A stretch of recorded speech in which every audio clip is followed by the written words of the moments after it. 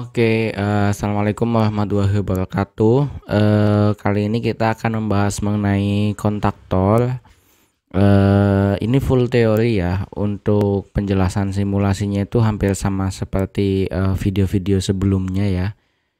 Itu pengaplikasian daripada si kontaktor tersebut. Lalu penjelasannya dan cara kerja daripada kontaktor.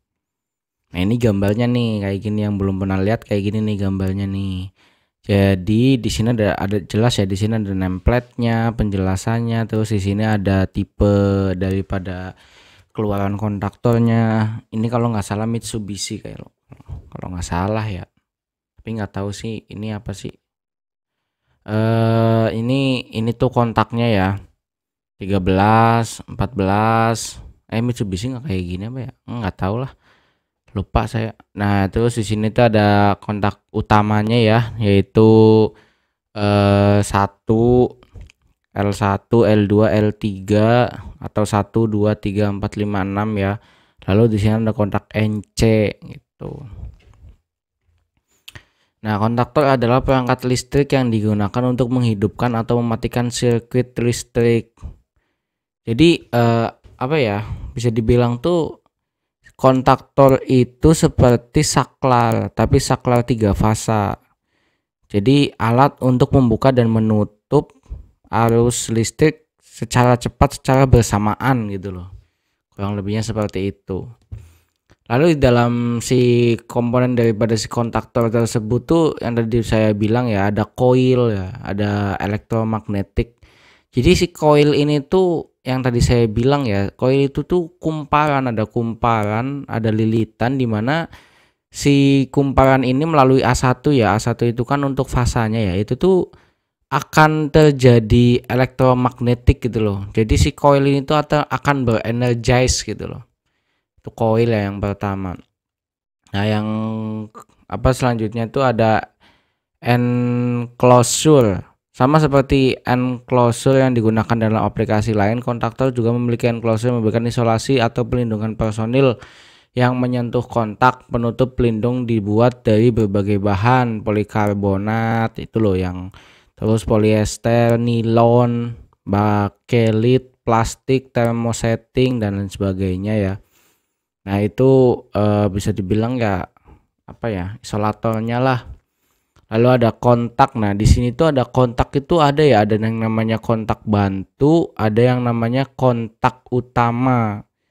Ya, kita lebih ke situ intinya mah. Nah, kontak utama itu ngapalinnya gampang ya kalian, tapi harus paham sih aslinya, bukan ngapal intinya L1, L2, L3 gitu yang tadi saya bilang 1 2 3 4 5 6. Untuk kontak bantunya tuh ada NO dan NC. Untuk NO-nya itu 13 14, terus NC-nya tuh 21 22. Intinya akhirannya kalau NO tuh 34, kalau NC itu 12. Nah, gini.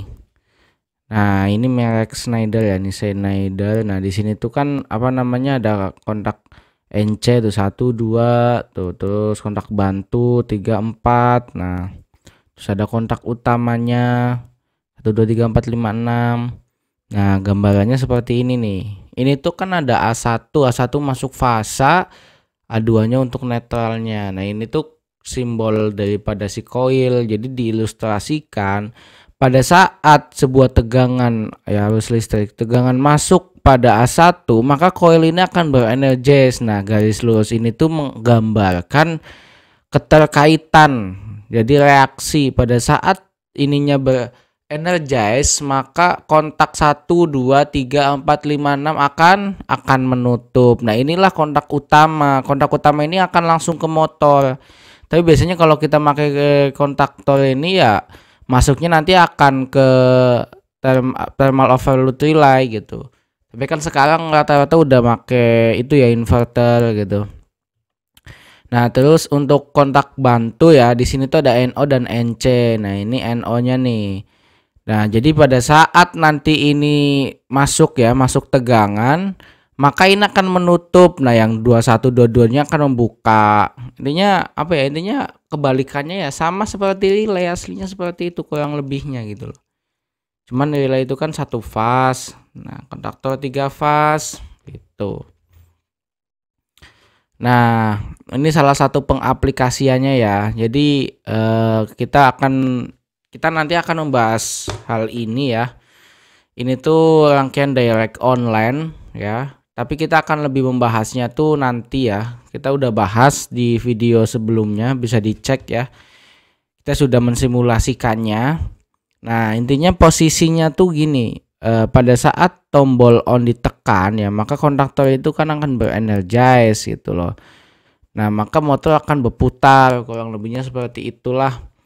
Nah, di sini itu posisinya itu yang namanya overload ya, TOLR ya, thermal overload relay, itu selalu di bawah daripada kontaktor karena ini pengaman beban motor listrik.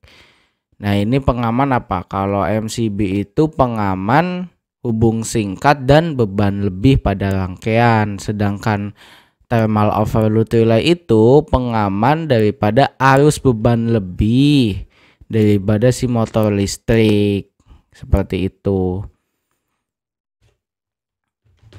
Ya, kurang lebihnya seperti itu untuk mengenai pembahasan daripada teori kontaktor ya.